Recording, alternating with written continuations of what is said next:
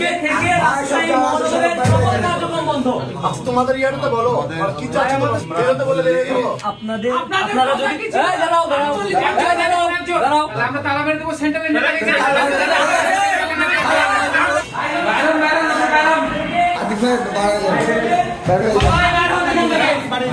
আজকে থেকে রাজশাহী মহানগরের সকল কার্যক্রম বন্ধ। এনসিপি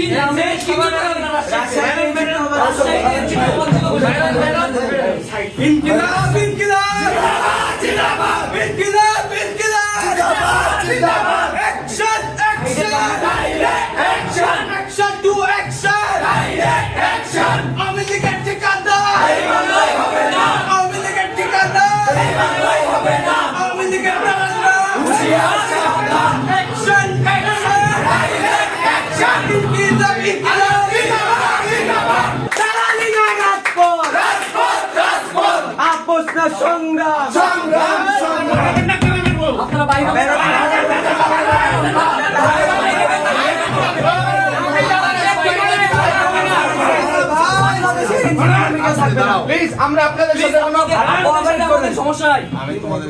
তোমাদের ইয়ারে তো বলো আর কি চাই আমাদের সাথে কথা কি বেরোতে বলে বেরিয়ে দেবো। তোমাদের যদি মনে হয় যে আমাদেরকে তালাবদ্ধ করে দিয়ে বের করে দিলে তোমাদের ভালো লাগবে, তোমাদের মানে তোমাদের দাবি তো আদায় হবে, আমরা এখান থেকে চলে যাব।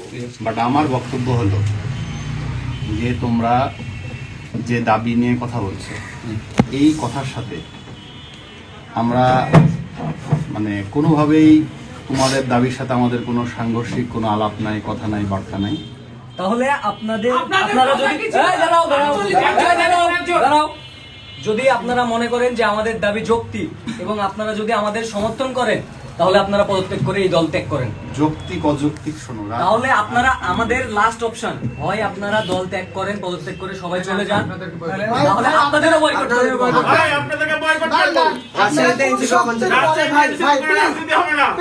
আপনারা কোন শক্তির বলে আমাদের কাছ থেকে 48 ঘন্টা সময় নিয়েছিলেন? না, যেহেতু আপনারা ভাই বলে শোনেন ভাই, আপনারা সিনিয়র ভাই, আপনাদের সম্মান করি। আপনি বলছেন সার্জিস সাহেব 48 ঘন্টা সময় চাইছেন, আমরা সময় দিছি, আপনারা এই সময় ব্যর্থ। তা আমাদের অনুরোধ প্লিজ ভাই আপনারা অফিস ত্যাগ করবেন, আমরা এই অফিস বলেন। আমার প্রশ্ন হলো যে যখন পর্যটনে তোমাদের ক্রাইসিস চলছিল তখন সার্জিস ভাই আমাকে বলছিল যে আপনারা ওদেরকে ওখান থেকে বের করে নিয়ে আসেন, এটা 2-1 দিনের মধ্যে এটা একটা সমাধান হবে। 48 ঘন্টা সময় চেয়েছিল ভাইয়া। না, বলেছিল যেটা হোক সেটা আতিক ভাই পরে তোমাদেরকে বলছে। এখন প্রশ্ন হলো শোনো, একটা ক্রাইসিস তৈরি হয়েছে, কেন্দ্র বারবার সময় চাইছে, সার্জিস ভাই বলছে যে এটা আপনারা আমাদেরকে সহায়তা করেন, আমরা ব্যাপারটা সেটেল ডাউন করব।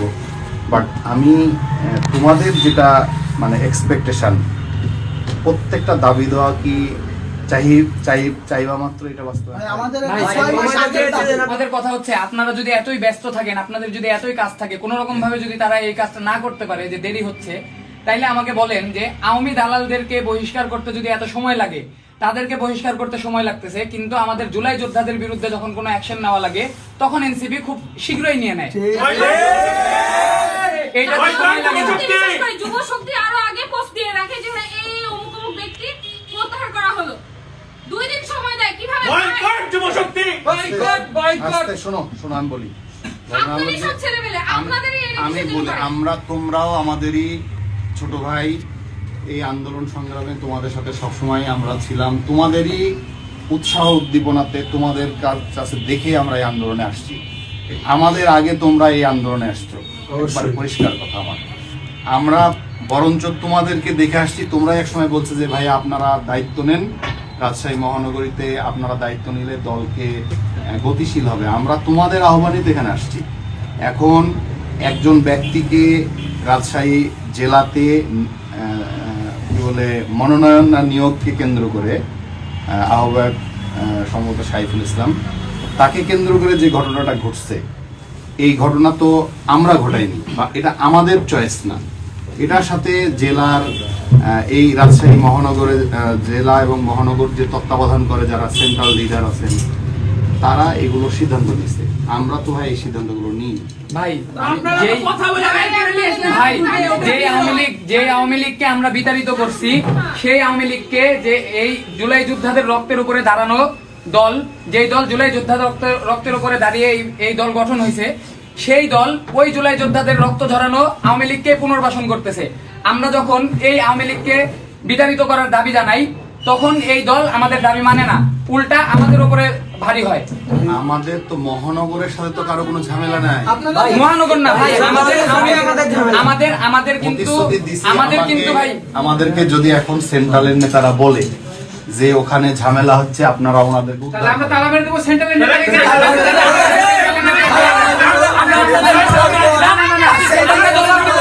আমরা উত্তর দিব ভাই, ভাইকে আমরা উত্তর দিব। একজনের ভুলের দায়ভার পুরো দলকে নিতে হবে, এবং আপনারা যদি আমাদের কথা ভাই,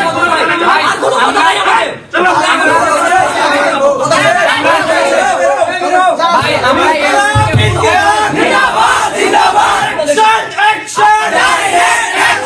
সাইফুল ভাই, আজকে কত টাকা দিছে? ভাই আজকে আজকে ভাই ইমরান ইমাম কত টাকা চাইছে? ভাই আপনাদের আরে দাঁড়াও বলতে দে ভাই। যখন সমন্বয় কমিটি দেয়, আমরা সাইফুলের নাম দেখছি, তখন থেকে প্রতিবাদ করছি। আমাদের প্রতিবাদের উপলক্ষে রাজশাহীতে আসলো নাসির ভাই, ফরিদুল হক ভাই, শারমিন মুনির আপু, ইমরান ইমন নিজে। আমরা এখানে তাদের লিখিতও বলছি এবং বারংবার বলছি যে সাইফুল আওয়ামী লীগ দোষর। আমরা ছবি দিছি, প্রুফ দিছি, সকল কিছু দিছি। দেওয়ার পর তাকে প্রধান সমন্বয়কারী বানাই দিল আবার। আমরা তখনও প্রতিবাদ করলাম। ভাই, আবার এসে আমরা আমাদের উত্তর পাইছি না, ভাই। সাইফুল কি আমরা বলতে বুঝতে দিচ্ছে পারছি। আপনাদের যে বারবার ওকে আহ্বায়ক করা যাবে, ও ছাড়া রাজশাহী জেলা তার কেউ নাই। কেন এটা ইমরান ইমন টাকা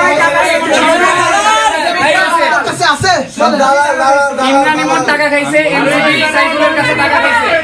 ভাই, ভাই, আমরা আমার কথা হচ্ছে যে মহানগর এনসিপি সব পকেট ভারী করে চুপ করে আছে, সব পকেটে ঢুকাইছে। ভাই, আমরা এনসিপি কে ভালোবাসতাম, সেই ভালোবাসার জায়গা থেকে আমরা 2 দিন সময় দিছিলাম। আমি বলি। থামেন।